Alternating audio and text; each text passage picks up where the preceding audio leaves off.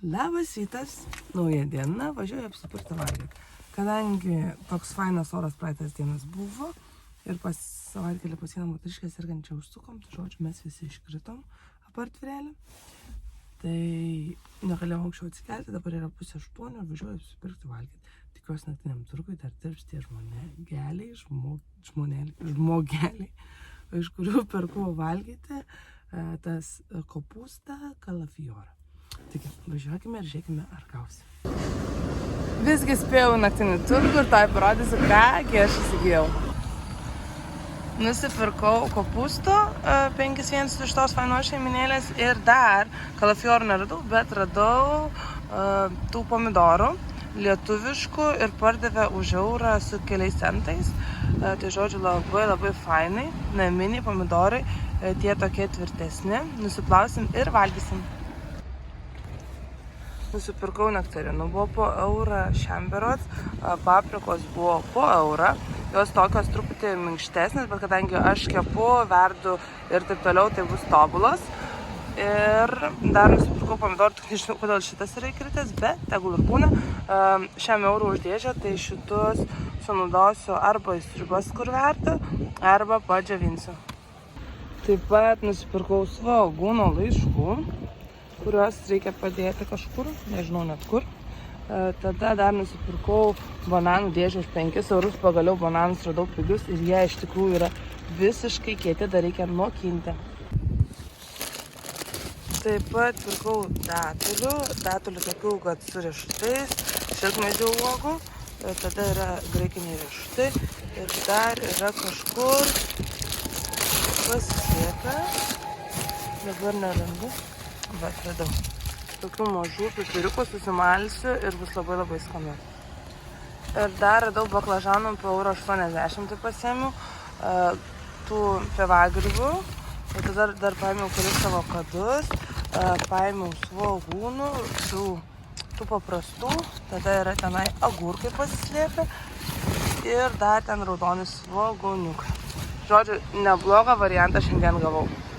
Nu, bet kokia aš laiminga, jūs neįsivaizduojat. Pagaliau atsirado bananai 5 eurai dėžė. Norėjau sakyti, ledus gaminsiu, bet dabar sergam, tai tikrai negaminsiu. Bet faktas, užsišaldysiu ir manau dar padžiovinsiu, nes tikrai labai gerai.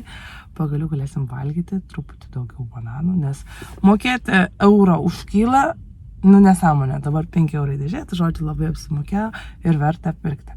Dabar važiuoju nežinau, iki kur, bet kažkur nelabai galva veikia. Nežinau, kur reikia važiuoti dabar. Kažkur reikia važiuoti. Kažką reikia dar pirkti, nes dar liko pinigų. Taigi važiuojame drauge. Nusprendžiau, kad reikia varyti iki Lidlo, nes Maksimui nieko nereikia, promę kruopų turim. Tai žiūrėti, ką įsigysiu. Tikiuosi, kad nors turėsiu skanaus, saldaus, nes labai noriu kažko skanaus.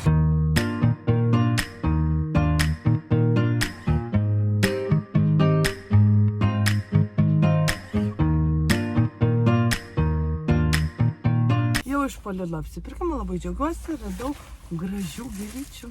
Mano ražytės jau nuvyko nuo savaitės, tai dabar turėsiu kitas pasimerkti. Grinai rožinės kaip ir aš. O dar džiaugiuosi, radau baziliko, nes kai atostogauti išvažiavome, tai tas bazilikas man nuvyto, tiesiog buvo paliktas ant saulės, kur saulė švietė ir dėl to nuvyto. Dabar viskas, važiuojame namo. Be to, čia prie Lidlo buvo stovėjo žmogus, kuris renka pinigėlius. Aš galvoju, pinigėlį neduosiu, nupirkau duonelės, galvoju, duosiu duonelę pavalgyti.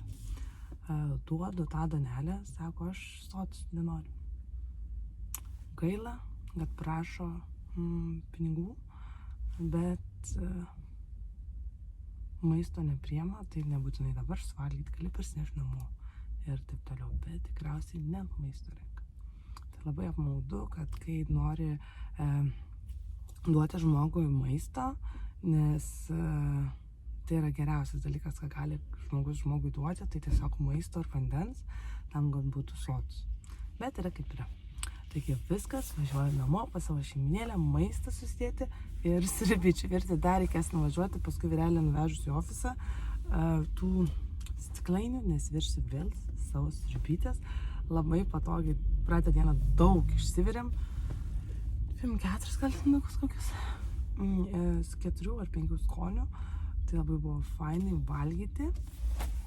Nes kai reikės kažkur važiuoti ar skubėti, tiesiog įpilsi, truputį pašildys ir valgys. Labai gera mintis iš tikrųjų išsivirti sriubos ir ją užsikonservuoti. Kadangi darau visokiausių skirtingų skonių, tai visokių skirtingų skonių ir turiu ir bus. Tai viskas. Ačiū, kad žiūrėjote. Nepamirškite prenumeruoti, komentuoti ir mus palaikyti, nes palaikymas labai svarbus. Iki kitam kartui.